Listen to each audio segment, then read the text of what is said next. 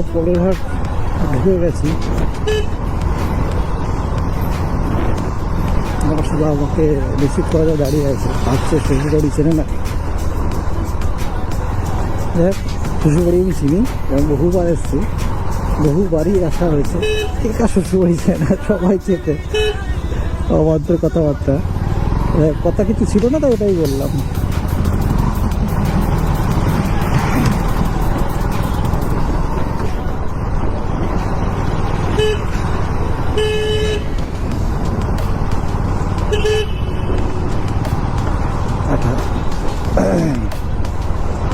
এই রোডটা হচ্ছে connecting to Polerhat to Pakapol sir.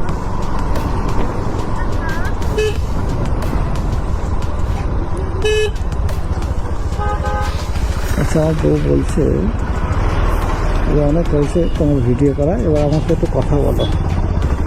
ঠিক আছে, চলো, ভিডিওটা আমি একটু বন্ধই করলাম। আমি তো বউ জানি না, আমি ভিডিওটা অনেকক্ষণ ধরেই করছি না, বন্ধ রেখেছিলাম। বউ ভাবছে আমি ভিডিও করে যাচ্ছি। ঠিক আছে, চলো, বউ রাতে রাখতেই হবে। সুন্দর মাঠটাতে চাষবাস হচ্ছে। এলাকা চাষি এলাকা, প্রচুর জমি আছে, প্রচুর মানুষ চাষ করে, অনেকগুলো চাষ হচ্ছে এখানে। দেখে কি বলবো, এটা তো টমেটো, হ্যাঁ টমেটো গাছ, টমেটো চাষ হচ্ছে। আর এই পাশটা মাছের, মেনলি মাছের চাষ হয়। বাঁ দিকে সবজি, ডান দিকে মাছের চাষ, বেশ ভালো। চাষি ভাইরা, একটা ফুলকপি আছে, হ্যাঁ শীতের সবজি, পালং শাক, ফুলকপি, বাঁধাকপি, টমেটো, আর এপাশ থেকে মাছ।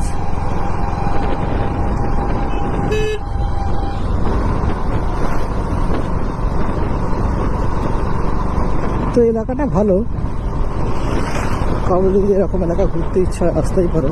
লোকেশানটা তো বলেই দেওয়া আছে, পোলেরহাট থেকে পাকাপোলে কানেক্টিং এরিয়া। এবং এই এরিয়াটা শুধু পোলেরহাট টু পাকাপোল কানেক্টিং রোডে ঢুকতে হবে কোনো ব্যাপার নেই।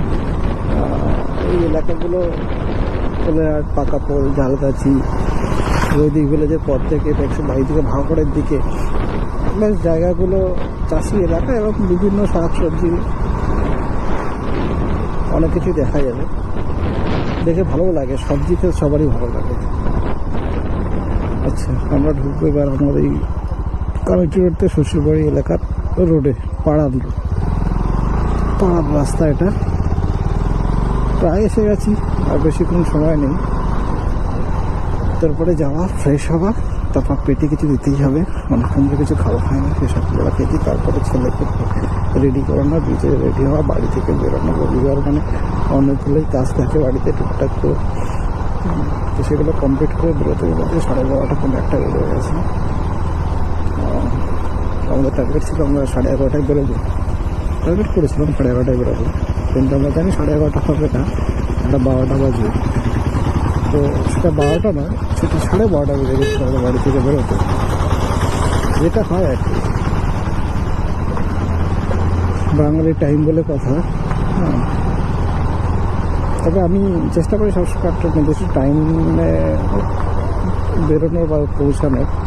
যেহেতু শ্বশুর বাড়ি, টাইমটা বিশাল কিছু ফ্যাক্টর নয় যে এই সময়টাতে এসে পৌঁছাতে হবে, তাই এখানে গাফিলতি হয়েই থাকে।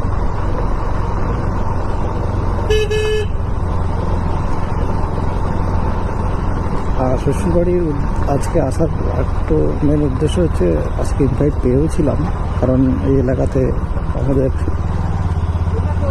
ইসলামিক জলসা আছে, ইসলামিক সভা। তাই যেটা হয়, শ্বশুরবাড়ির পাশেই, শ্বশুরবাড়ির একদম লাগোয়া মাঠে অনুষ্ঠান। প্রত্যেক বছর ইনভাইটটা পাই, এবছর ইনভাইটটা ছিল। এটা হয় আর কি, এলাকাতে কোনো অনুষ্ঠান থাকে আমরা সবাই তাই করি, নিজের আত্মীয় স্বজনকে ইনভাইট করি। মেনলি সবাই যে জামাই মেয়েকে ইনভাইট করে, কারণ মেয়েটা এখান থেকে বড় হয়েছে এবং সেইগুলো ছোটোবেলা থেকেই পাশে অনুষ্ঠানগুলো দেখে এসেছে। তো মেয়ের বাবাদের, মায়েদের একটা মনে থাকে যে মেয়েটা অনুষ্ঠান আসে। আচ্ছা, এই আমার শ্বশুরবাড়ির রাস্তা, ঢুকছি গলিতে।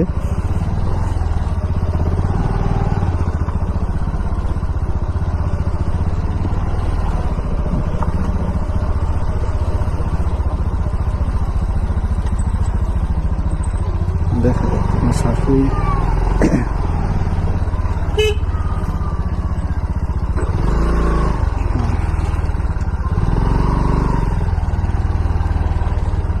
আর দেখালাম না, শ্বশুরবাড়ি এসে পৌঁছে গেছে।